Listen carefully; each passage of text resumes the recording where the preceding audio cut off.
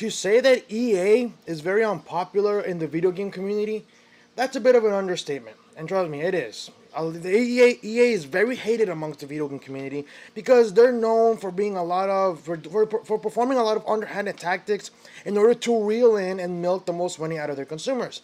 Look at Battlefield 5. They promised a Battle Royale mode, and Battlefield 5 has been lacking in content. Like I said, when I think it was a week after it was on sale, yeah, I think like a week into it, like a week into its release, it's already being sold for like $40, $30. Usually most brand new release games are $60. So within a week, like the price goes down dramatically. EA, they're not popular, like I said. That's a bit of an understatement. And they're known for making really great trailers. Known for really great trailers, hyping up games, and then underperforming significantly. Look at Star Wars Battlefront 1, not 2, but 1. It looked pretty cool on the trailers, and then they found out that it had no campaign. Battlefront 2, EA said it was going to have a campaign, they heard and they listened, and yet the campaign was lackluster at best, not to mention a lot of microtransactions. You could only get enhancements, boosts, basically that give you an advantage through microtransactions pretty much. You miss in many cases you wouldn't even earn your increased health or or increased damage. Nope, you usually got them through loot crates, which you have to spend real money in order to get an advantage. So that made it a really unbalanced playing field when it came to Battlefront 2. Not to mention the campaign was very lackluster, like I said before. So whenever I see an EA game, it surprises me how frequently people continue to buy these games, knowing well that EA is not the best, is not the best company when it comes to treating the customers, very fairly, right? So when I see Star Wars Jedi Fallen Order, I look at it and I'm thinking, I'm not gonna buy this. I'm gonna wait until it's released because EA will find a way to milk money from its consumers to the most possible degree. We already saw Wolfenstein Youngblood. Like I said, I don't have a problem with the story per se. Some characters are a little bit annoying, but Bethesda decided to include microtransactions into a single-player game. Sure, you can play online with a friend, but even then, you're not playing versus. It's co-op. So you having to pay microtransactions doesn't really give you an advantage or in general. Bethesda obviously had a little bit of a controversy trying to fix their monetization from their monetization system before anything else. Let's say, I don't know, checkpoint missions. But I digress. We're talking about EA here. So if Bethesda, a really well-known company that fell from grace in a matter of a year, can do something like that, I wouldn't be surprised if EA pulled something off in a similar fashion when it comes to Jedi Fallen Order. But let's read the article. Like I said, it looks great, it looks fantastic, but that's what EA does. They make their game look fantastic, and then when they deliver it, it looks really crappy. Look at Star Wars Battlefront 2. That's a good example, okay? Anyways, let's continue. The article reads, Star Wars Jedi Fallen Order, release date set for November, gameplay revealed, and more. We're really getting a feel for what Respawn can deliver as the Star Wars Jedi Fallen Order release date draws near. The Star Wars Jedi Fallen Order Metroidvania elements sound really interesting, as do the comparison to Sekiro for the posture-style lightsaber combat. Everything about EA's latest Star Wars game sounds interesting, and in some cases different. There's no Star Wars Jedi Fallen Order dark side path, for example, the story following one clear narrative path on the side of good only. Your ship acting as a hub you can use to travel, explore, and return to areas across the galaxy all suggests this is an open and substantial adventure. So read on to find out everything we know about Star Wars Jedi Fallen Order. So it says Star Wars Jedi Fallen Order release date is still November 15th, 2019, which is again this year. You won't have to wait too much longer for the Star Wars Jedi Fallen Order release date to arrive. EA has confirmed that the game will come out on November 15th, 2019, squarely within its previous release window of holiday 2019, making sure you keep an eye on our guide to video game release dates if you want to see what else will land around then. The last few months of this year are going to be busy. Star Wars Jedi Fallen Order gameplay is a duelist delight. The first Star Wars Jedi Fallen Order gameplay finally arrived at E3 2019, and it was worth the wait. EA and Respawn Entertainment showed off more than 13 straight minutes of a single playthrough following Cal Kestis as he infiltrates an Imperial facility on the Wookiee homeworld of Kashyyyk. In this case, I used the word infiltrate to mean jump, slice, and force power his way through. The gameplay demo gave us an extensive look at combat which seems to use a Sekiro-style posture system for melee battles mixed with fearsome force abilities.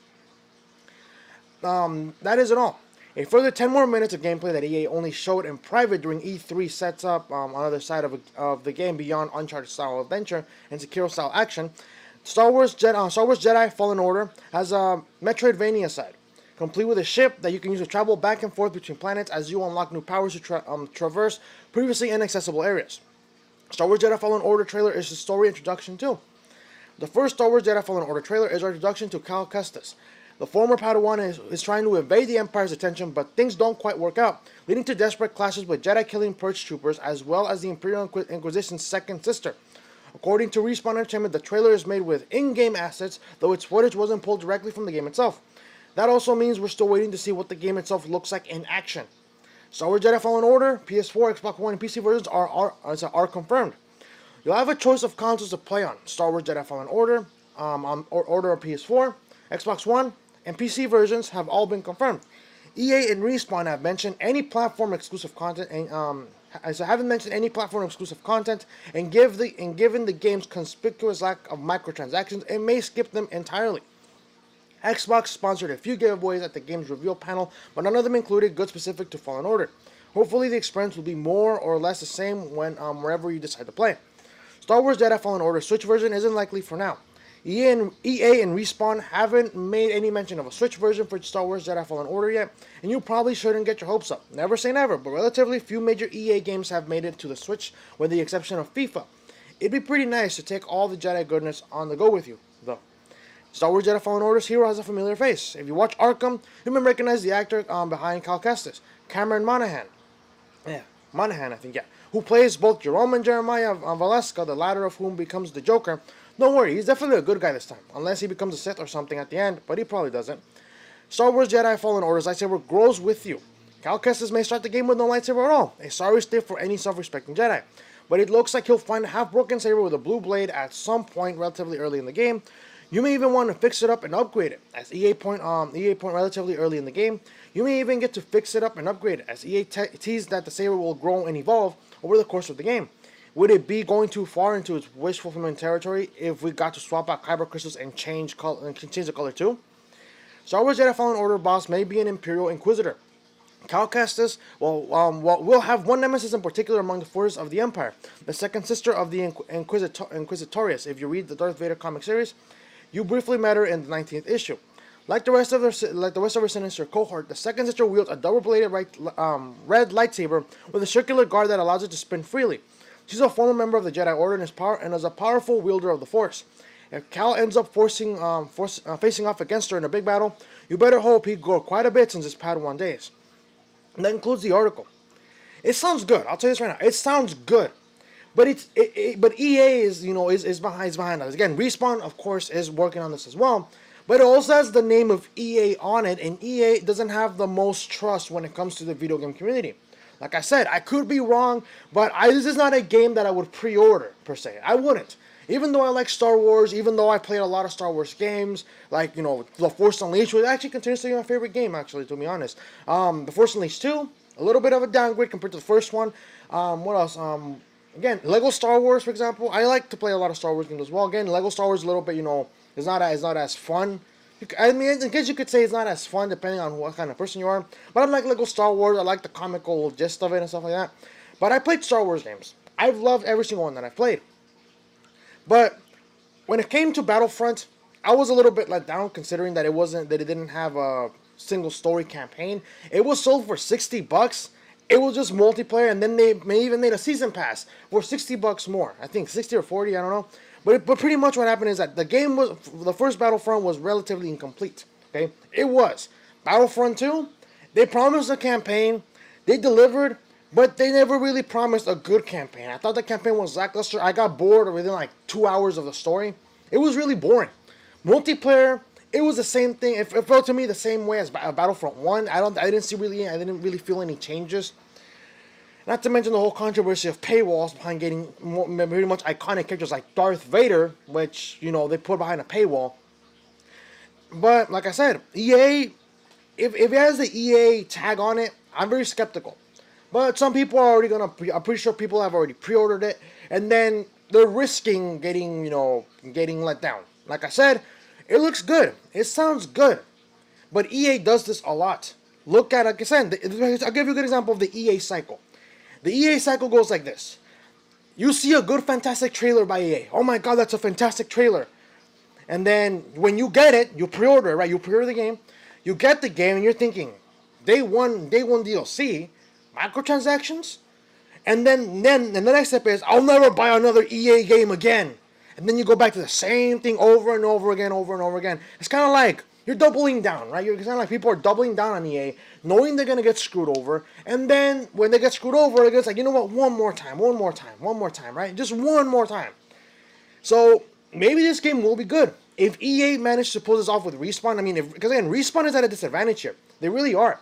Because EA has clearly stated that single-player games are no longer relevant. They're dead. And yet, God of War made a lot of money. It also got Game of the Year, by the way.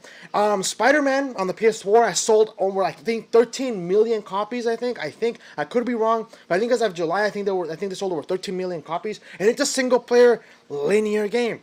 So, you gotta understand, EA doesn't have a good idea when it comes to single player games. And again, Respawn, I've never really heard of them. You can provide some information on me in the comment section below. But I think Respawn has a disadvantage here because they're tied to EA. Not a lot of people are gonna buy an EA game on the day of its release. Hell, people are not gonna even want to. They don't even want to pre-order it because EA is stuck to the label. So I think this is a double-edged sword. If Respawn manages to pull this off, it's a successful game. It's a fantastic game, right? And that's a huge if. If it's a fantastic game, then people are going to want to put faith more in EA. Again, EA is really shady, so they're going to take advantage of it. They're going to try to screw people over once they get the trust back, right? However, if Respawn, the reason why it's a double-edged sword is that Respawn, like I said, if Respawn fails because people do not want to buy a game that has an EA tag on it, then it's going to prove EA's point and think that, you know what, single-player games are not profitable. Look at what happened to this game. We invested money on it. It didn't make a lot of money. So EA is not going to want to invest a lot of money in single-player games anymore. So this is again a double-edged sword. We want to see EA crumble. We do. A lot of the gaming community wants to see EA fall to its knees and literally go bankrupt. But at the same time, if Respawn manages to pull this off, sure, it'll be a good game. That is, again, a huge if. But also, it's also going to give EA a lot of leverage. Say, hey, you know what? Let's make more games. Let's make more money. And then again, if EA is stupid enough to do this, which I think they are, they're going to say, hey, we got a lot of trust back. Let's start inserting microtransactions now. They're going to go back to the same old. That is if again, I just an assumption, not a fact. But again, based on how they act, it's highly probable. But at the same time, like I said, if Respawn fails at this, it's a good game, but it doesn't sell as much because EA. The EA tag is on it, then EA is going to say, see, single-player games are not profitable. So let me know what you guys think. Have you pre-ordered Star Wars Jedi Fallen Order? Are you going to buy it on the day of its release, or are you going to wait until you see the reviews? Do you think Respawn has to fight an uphill battle because they're tied to EA? And also, do you think that the Star Wars fans, like myself, are going to want to buy this game knowing how Disney, because again, Disney does own Star Wars, knowing how Disney has butchered the franchise ever since it acquired the rights to Star Wars? Again, let me know what you guys think. If you like this video, hit the like button. Share the video as well. YouTube has decided to derank independent political commentary, but I don't think they will derank this one because I'm just talking about a video game. So I'm pretty sure they're not going to derank it. But again, you sharing the video lets me know that you like hearing what I have to say, even though you don't agree with me all the time, and you want to hear other people hear what I have to say. At the same time, if you're new to the channel, hit the subscribe button and hit the notification button as well, that way you never miss an upload. The next segment is going to be talking about Bill Maher and his comments regarding recent death of one of the Koch brothers. So you guys cannot stick around for that. I'll see you guys at a later date. And if you can't stick around, I'll see you guys in a little bit. But also keep in mind, as of tomorrow, my uploads are going to be less frequent because I actually start school tomorrow. So I have to work, go to school. So my uploads are not going to be as frequent. So again, share this video. It really does help out a lot, and it's also going to give me, it's also going to let me know that you want to hear what I have to say and see my content. Okay? I'll see you guys in a little bit for the next segment. Have a good rest of the day if you guys cannot stick around.